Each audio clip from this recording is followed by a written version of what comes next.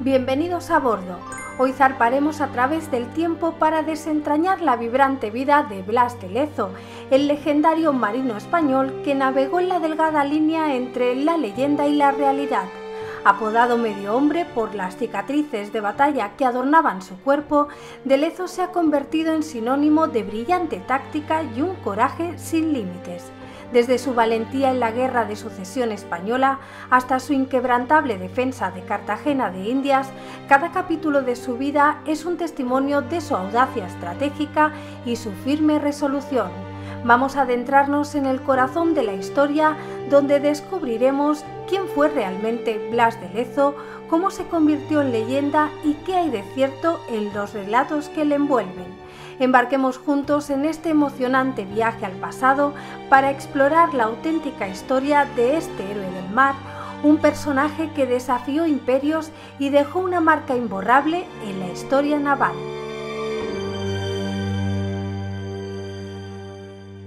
Hola a todos, yo soy Cris y esto es De Cosas Varias Vlogs. ¡Empezamos!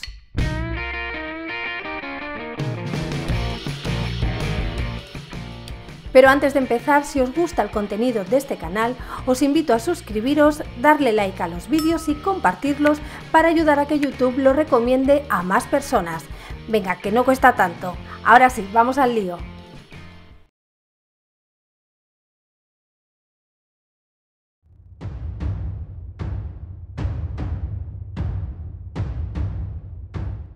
Vamos ahora a abrir el libro de la biografía de Blas de Lezo, lleno de aventuras marinas y batallas que parecen sacadas de una película. Pero ojo, ya lo dicen, no todo lo que brilla es oro. Algunos historiadores se cuestionan varias de esas historias épicas que escuchamos sobre él. La razón, pues que no existe documentación detallada al respecto y la tendencia a la mitificación. Pero por supuesto, eso no le quita a Blas de Lezo lo brillante a su ingenio para las estrategias ni lo valiente que fue ante los obstáculos, aunque no tengamos un montón de archivos para probarlo. Es más, esa neblina que rodea algunos capítulos de su vida solo ha hecho que su figura se agrande más en la leyenda. Aunque no podamos ponerle fecha y hora exactas a cada una de sus hazañas, su historia sigue capturando corazones y mentes. De todos modos, antes de finalizar este vídeo, chismearé un poco sobre esos momentos y tácticas maestras de Blas de Lezo que todavía hoy tienen algunos rascándose la cabeza y preguntándose ¿esto realmente fue así? Pero antes hagamos un viaje en el tiempo hasta el siglo XVIII para meternos de lleno en el apasionante mundo de Blas de Lezo.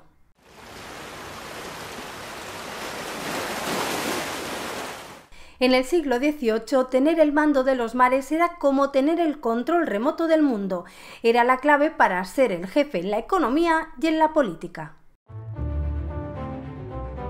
Imaginaos los océanos no como simples charcos gigantes, sino como autopistas donde circulaban barcos cargados de tesoros, especias que picaban, deslumbrantes telas, brillante oro y un montón de cosas exóticas de tierras lejanas. Ahí es donde nuestro amigo Blas de Lezo se convierte en estrella, navegando y dejando su marca en medio de este lío de comercio y poder.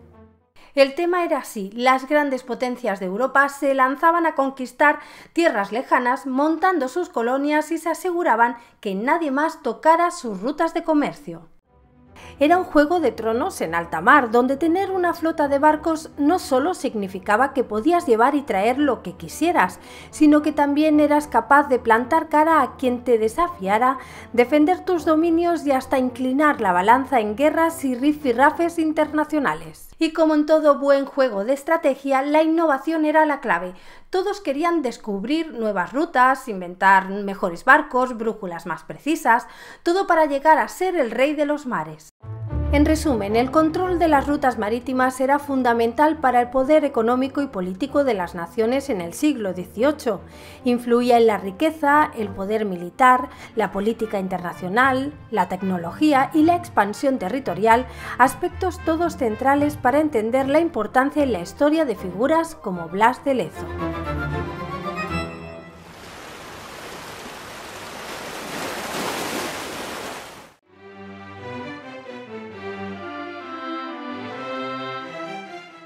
En un frío amanecer de febrero de 1689, en Pasajes de San Pedro, un rincón de Guipúzcoa bañado por el mar, nació un niño destinado a ser leyenda, Blas de Lezo y Olavarrieta.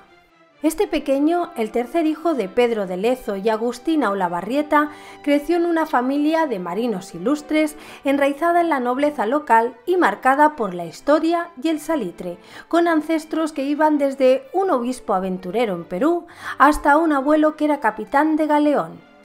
Con semejante árbol genealógico, ¿cómo no iba a soñar Blas con los mares? Su infancia en Pasajes fue una mezcla de juegos entre los muelles y relatos de aventuras marinas. En medio del jaleo de una casa llena de hermanos, Blas se destaca por su determinación y curiosidad. Cada historia de su abuelo, cada ola que rompía en la costa, era para él una llamada a la aventura. Además, siendo uno más en una fila de 8 hermanos y con las reglas del mayorazgo que le dejaban poco más que el aire que respiraba, Blas tuvo claro desde pequeño que su destino estaba en surcar las olas. Así, con solo 12 años, se lanzó a la mar, decidiendo que su vida sería entre mares y velas. En el colegio de Francia, pensado para los hijos de la nobleza no tan acaudalada, Blas se empapó no solo de libros, sino de disciplina y coraje, pero era en el mar donde realmente se sentía vivo. La Guerra de Sucesión Española estaba en pleno apogeo, revolviendo Europa de cabo a rabo, y en ese mare magnum Blas se alistó en la flota francesa aliada de los españoles. Ahí, bajo las órdenes del conde de Toulouse, hijo de Luis XIV, Blas empezó a moldearse como el marinero legendario que sería. Y es que Blas de Lezo no era un marinero más. En cada maniobra, en cada oleaje, en cada desafío que enfrentaba, se forjaba el carácter de un futuro héroe naval. Y así, entre el canto del viento y el eco de las batallas, comenzó la leyenda del medio hombre, el almirante que navegaría hasta la inmortalidad.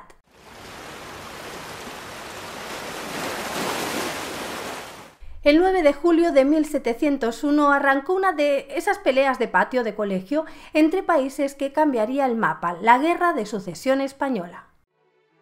Todo empezó porque Carlos II de España se nos fue sin dejar herederos directos y, claro, esto fue como dar el pistoletazo de salida para que todos los vecinos europeos eligieran equipo. Unos con Felipe de Anjou, apoyado por Francia, y otros con el archiduque Carlos de Austria, que tenía el aplauso de Inglaterra. La preocupación de Inglaterra era evidente. La unión de las coronas de España y Francia bajo los Borbones no auguraba nada bueno para el equilibrio de poderes en Europa. En medio de ese barullo, nuestro Blas de Lezo, con solo 15 primaveras, ya estaba en primera línea de fuego. La batalla naval de Vélez Málaga, el 24 de agosto de 1704, fue su bautizo de fuego y vaya que fue una fiesta. Un enfrentamiento de titanes donde no se decidía un claro ganador, pero que dejó a todos con los barcos hechos un Cristo. Nuestro Blas mostró un coraje excepcional, pero el destino, en un giro cruel, le arrebató su pierna izquierda con una despiadada bala de cañón. Tuvo suerte de estar embarcado en el buque insignia, donde iban a bordo profesionales de reconocido prestigio, entre los que destacaban los cirujanos, que eran especialmente buenos. Aquello quizás fue lo que le salvó la vida, pues una herida como la suya solía costar algo más que el miembro afectado, dadas las insalubres condiciones a bordo de los buques de guerra. Pero este chico era duro de pelar, ni el dolor ni la pérdida pudieron con él. Por su valentía, Luis XIV lo ascendió a alférez de navío y Felipe V le colgó una medalla. Aunque le ofrecieron un retiro dorado, Blas dijo: ni a hablar, lo mío es el mar, y vaya si lo era. Continuó sirviendo a bordo de diversos buques, participando en operaciones críticas en Peñíscola y Palermo. En un audaz ataque incendió el navío inglés Resolution y capturó 2 navíos enemigos en el Mediterráneo occidental, llevándolos a Pasajes y Bayona. pero la guerra le puso más pruebas. En 1706 se le encomendó abastecer a los sitiadores de Barcelona. Se cuenta que con astucia burló a los navíos enemigos y aseguró el suministro de su ejército empleando tácticas ingeniosas que dejaban a los británicos rascándose la cabeza. Pero eso no es todo. En la fortaleza de Santa Catalina de Tolón, supuestamente un cañonazo le quitó un ojo, marcándolo aún más como el héroe de 1000 batallas que era. A pesar de todo, Blas no paraba. Destinado luego a Rochefort, ascendido a teniente de guardacostas y más tarde a capitán de fragata, Blas se convirtió en el azote del tráfico marítimo británico. Su combate con el Stanhope, bajo el mando de John Combs, fue una muestra de destreza naval, abordando y capturando el navío enemigo tras un intenso duelo de cañones. En 1712, ya separadas las armadas francesa y española, Blas sirvió bajo Andrés de Pes, destacándose nuevamente y ascendiendo a capitán de navío. En 1714, Barcelona volvió a ser asediada y Blas de Lezo, al mando de Campanella, bombardeó y obstaculizó el abastecimiento de la ciudad. Durante este bloqueo, una bala le inutilizó el brazo derecho, marcando a Blas como un hombre que había sacrificado mucho en el altar de la guerra.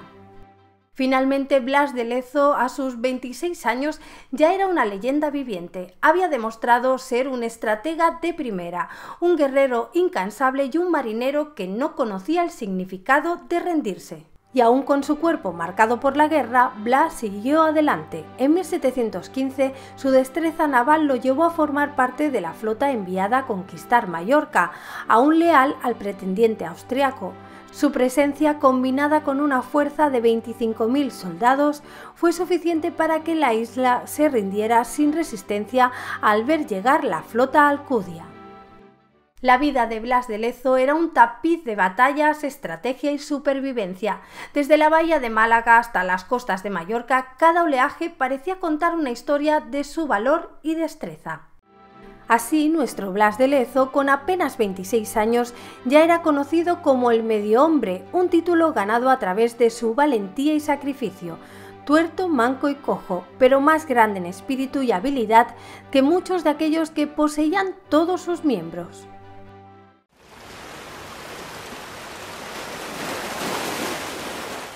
En las aguas turbias de la política y la guerra, Blas de Lezo se encontró capitaneando el Peibo del primer Lanfranco, un barco en estado calamitoso al final de la Guerra de Sucesión, pero para un hombre como Blas, incluso un barco maltrecho era una oportunidad para demostrar su valía. Corría el año 1716 y ahí estaba él, rumbo a La Habana al frente de la flota de galeones. Tenía una doble misión: proteger a los mercantes y limpiar el Caribe de bucaneros. Misión cumplida y de vuelta a Cádiz, Blas se encuentra con un regalito, el mando de un nuevo Lanfranco, esta vez un gallardo barco de 62 cañones. El Caribe primero y luego las aguas del Perú se convirtieron en el escenario de las hazañas de nuestro héroe. En diciembre de 1716 se unió a una escuadra hispano-francesa bajo el mando de Jean-Nicolas Martinet y Bartolomé de Urdizu, con la misión de liberar los mares del sur de piratas y corsarios. Aunque se retrasaron en doblar el Cabo de Hornos, finalmente llegaron al Callao, donde el ambiente entre españoles y franceses estaba que cortaba. Ahí, en pleno Pacífico, Lezo se las vio con los barcos del corsario inglés John Clipperton. A pesar de las evasivas de Clipperton, Lezo consiguió despejar la zona de su presencia. La flota, bajo su mando cada vez más firme debido a la mala salud de Urdizu, se dedicó a la vigilancia y patrulla protegiendo las costas del Perú. Para 1723, Lezo se convirtió en el general de la Armada de Su Católica Majestad y jefe de la Escuadra del Mar del Sur, compuesta por varios navíos y la fragata Peregrina.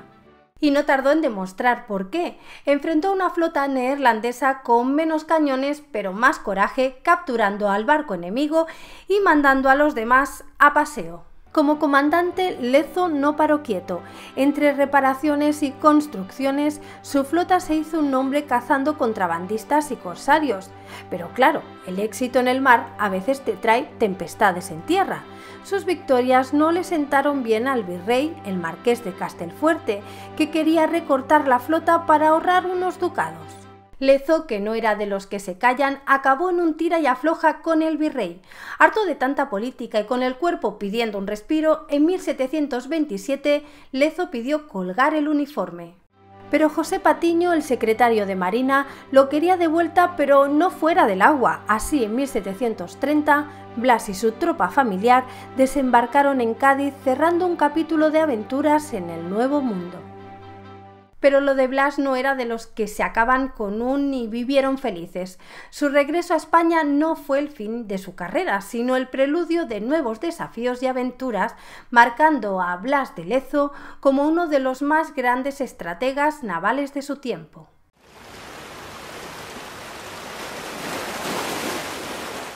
Paremos un momento el barco de las batallas navales y zambullámonos en el lado más íntimo de Blas de Lezo, su historia de amor y familia. Imaginemos por un momento Lima en el siglo XVIII con su aire colonial y sus calles vibrantes de vida criolla.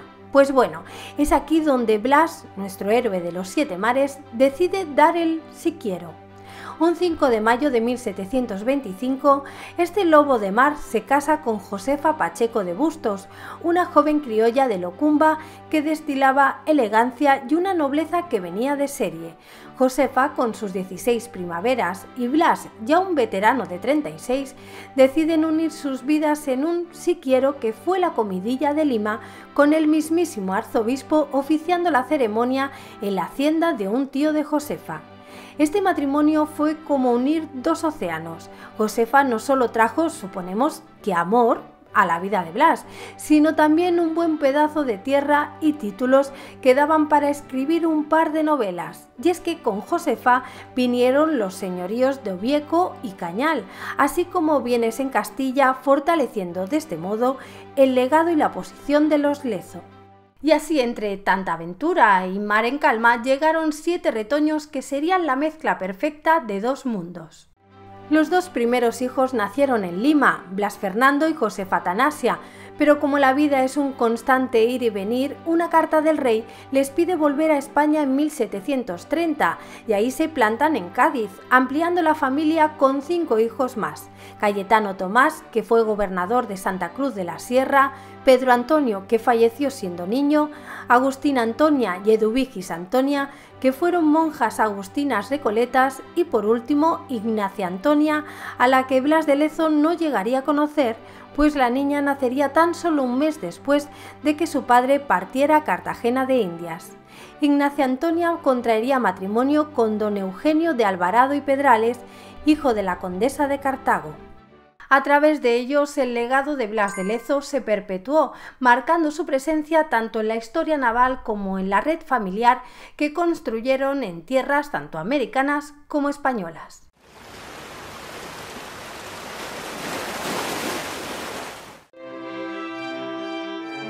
Después de un año tranquilito en Cádiz, la vida de Blas de Lezo pegó un volantazo el 3 de noviembre de 1731.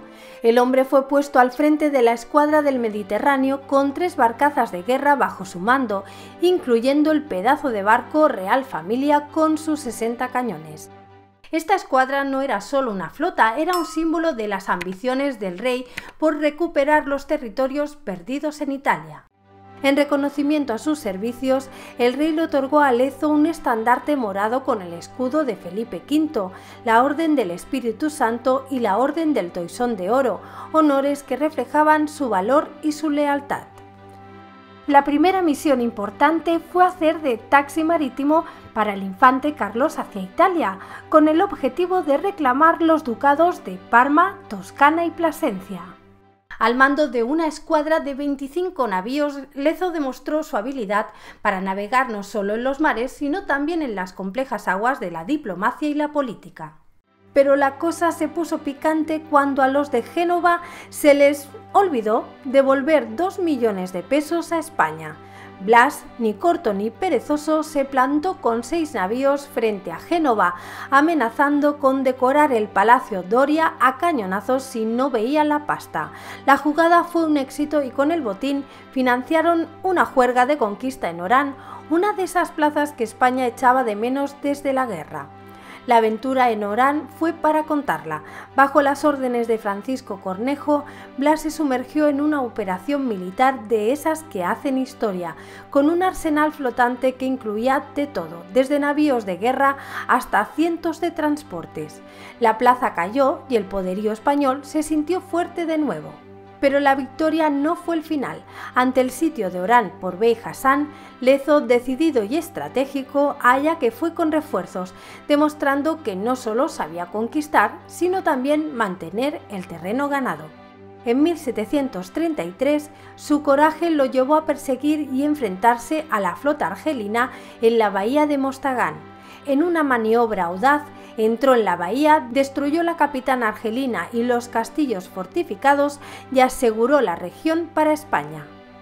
De vuelta en Cádiz, Lezo se encontró en disputas con el virrey de Perú por su sueldo no pagado, pero por suerte, entre la fortuna de su esposa y sus propios negocios, el hombre no pasaba penurias. El 6 de junio de 1734, Blas escaló otro peldaño, fue ascendido a teniente general de la Armada y nombrado comandante general del departamento de Cádiz. 2 años después, en el puerto de Santa María, se encargó de que los comercios cruzaran el charco sin sobresaltos.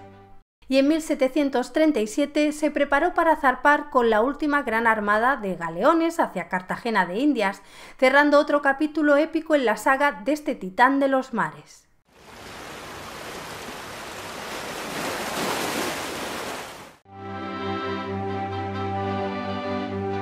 En 1737, con la fama de héroe a cuestas, Blas de Lezo zarpó hacia el nuevo reino de Granada, sin imaginar que en Cartagena de Indias firmaría uno de sus actos más legendarios.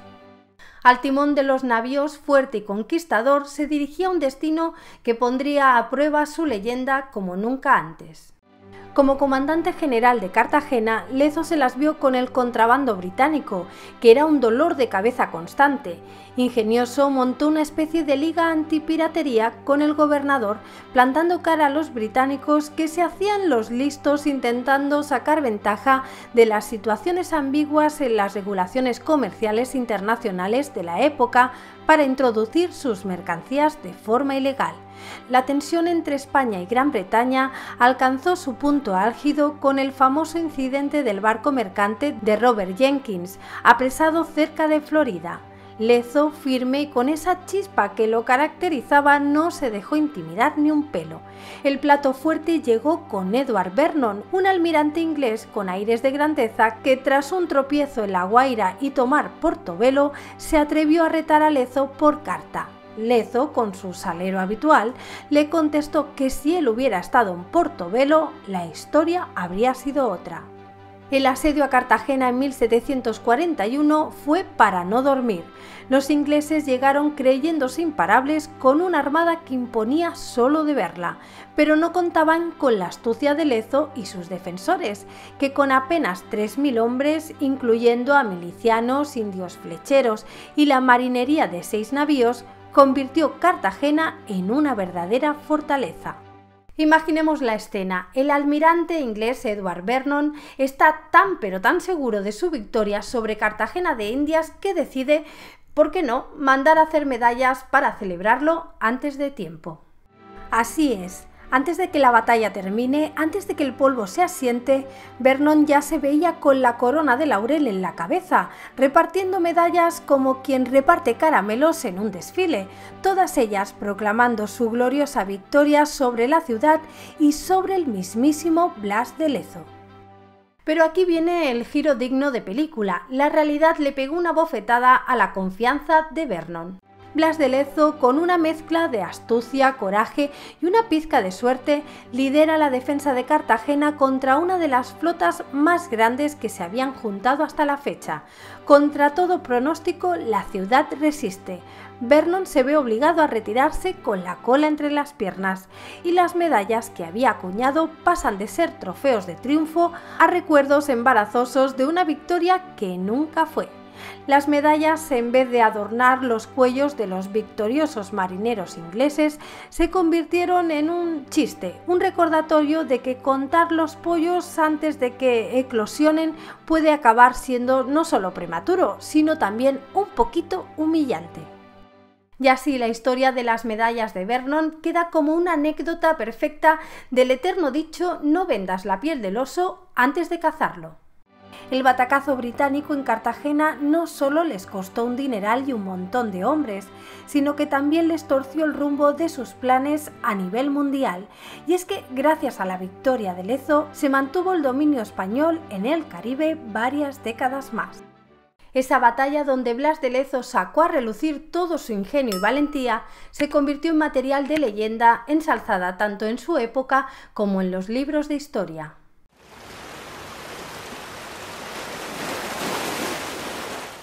El final de Blas de Lezo, el heroico defensor de Cartagena de Indias, fue un episodio cargado de ironía cruel y de injusticia que marcaría su legado.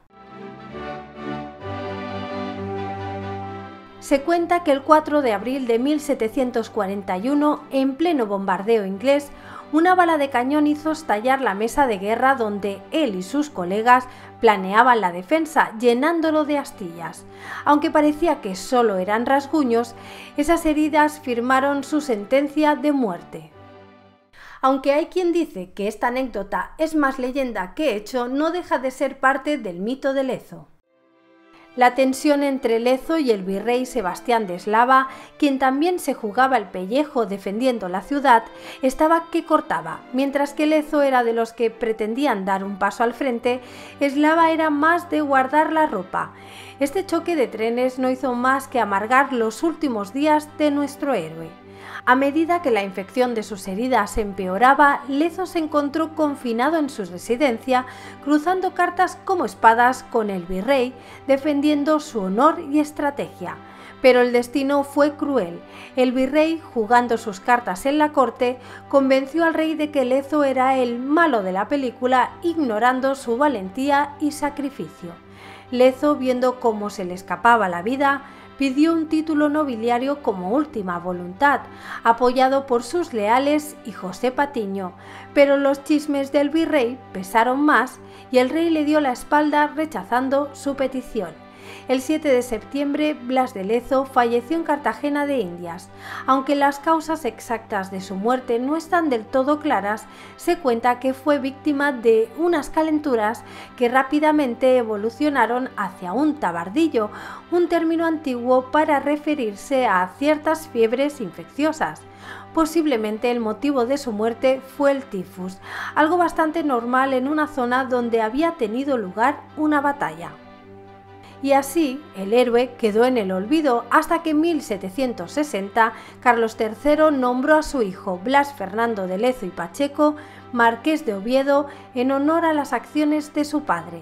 Dicen que le enterraron en el convento de Santo Domingo en Cartagena, pero su tumba exacta sigue siendo un misterio.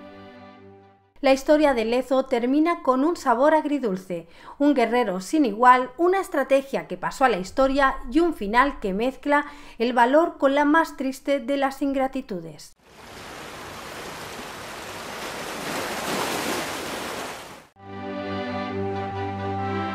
En el puerto de Santa María, una ciudad bañada por el sol andaluz y cargada de historia, la familia Lezo encontró su hogar. Antes de que Blas zarpara hacia su última gran aventura en Cartagena de Indias en 1737, él, su familia y un criado afroamericano de confianza llamado Antonio Lezo se establecieron en una casa en la calle Larga, específicamente en el número 70. Esta casa, testigo de tantas historias, hoy se ha dado un lavado de cara y ahora se ha transformado en apartamentos de alquiler. La viuda de Lezo, a quien todos en el puerto llamaban la gobernadora, se quedó allí firme como un faro después de que el almirante nos dejara en 1741. Su presencia y la de sus hijos recordaban a todos el gran legado de Blas de Lezo. Josefa, la jefa de este clan tan singular, acabó sus días en el convento de Santo Domingo. Con su muerte, los descendientes de Blas de Lezo se desvanecieron de los registros de la ciudad, pero su historia y su influencia perduraron. Hasta hace nada en el puerto todavía había quien llamaba la antigua morada de los Lezo como la casa de la gobernadora, un apodo que ha sobrevivido al paso del tiempo y que cuenta la historia de una familia que, con sus idas y venidas, sus alegrías y sus penas, dejó una importante huella en el corazón de esta ciudad.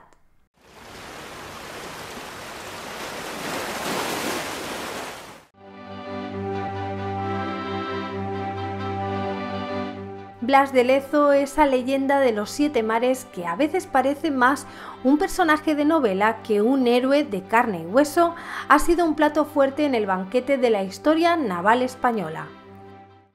Aunque su vida real se ha visto a veces adornada con un poco más de fantasía, que de hecho hay quien se ha tomado muy en serio el trabajo de separar el grano de la paja. Por ejemplo, durante el sitio de Barcelona en la Guerra de Sucesión, algunas historias lo pintan haciendo maravillas para romper bloqueos navíos con una astucia de otro mundo. Sin embargo, parece que en realidad su papel fue más bien asegurar que no faltara de nada a los suyos, importante pero no tan de película como nos lo han contado. Lo del navío Resolution es otro punto donde la historia y el mito juegan al teléfono descompuesto. Aunque Blas estuvo en medio del barullo naval de su tiempo, decir que él solito se cargó al Resolution parece que es estirar la lona más de lo debido. La cosa es que sin papeles que lo cuenten detalle a detalle, saber qué y cuánto hizo exactamente es bastante complicado. Blas de Lezo es recordado no solo por sus hazañas en batalla, sino también por su aguda lengua. Se le atribuyen frases ingeniosas y sarcásticas, especialmente en sus cartas o al enfrentarse a rivales y superiores, contribuyendo a su imagen de valiente y astuto.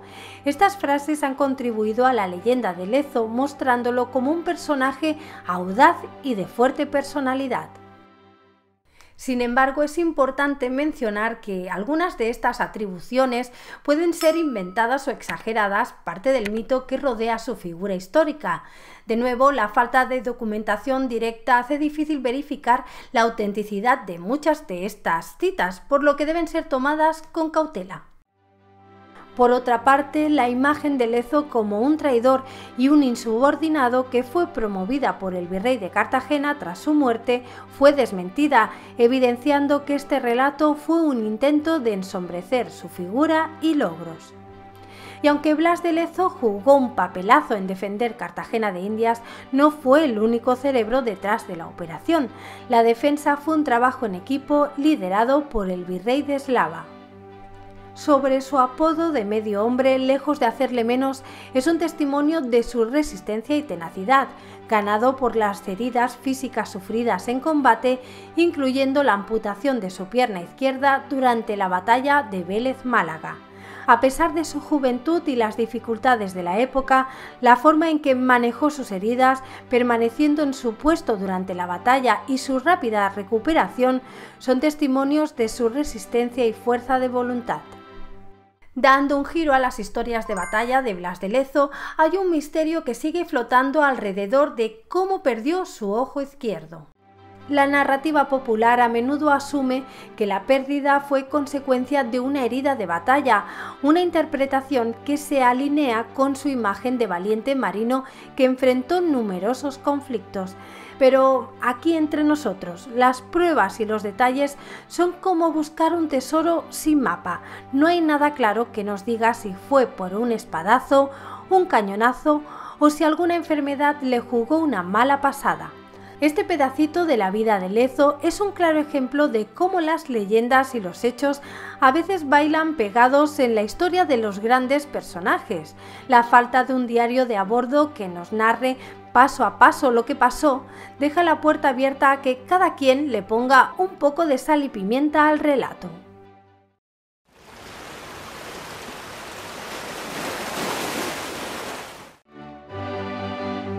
En la actualidad, la Real Armada Española y otras instituciones continúan honrando el legado de Lezo.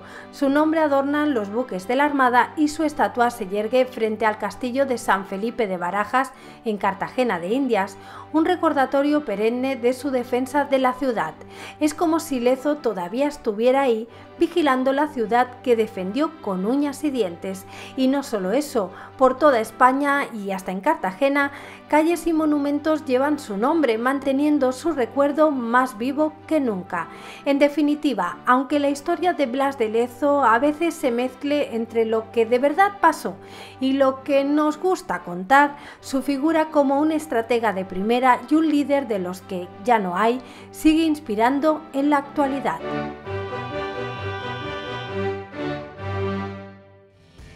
Y así, amigos y amigas, cerramos el libro de las aventuras de Blas de Lezo, todo un personaje. Pero antes de bajar el telón, quiero haceros unas preguntas. ¿Qué hazaña de Blas de Lezo consideráis más épica? ¿Creéis que el relato que tenemos hoy en día de Blas de Lezo se ajusta a lo que realmente pasó? ¿Dónde creéis que su historia pudo haberse estirado más de la cuenta? ¿Y por qué? No olvidéis dejarme vuestras respuestas y opiniones en los comentarios aquí abajo para que pueda leerlas, y si os ha gustado el vídeo tampoco olvidéis darle me gusta, compartirlo y suscribiros al canal para conocer juntos nuevas historias, interesantes curiosidades y misteriosos sucesos. Muchísimas gracias por acompañarme, hasta el próximo vídeo. ¡Chao!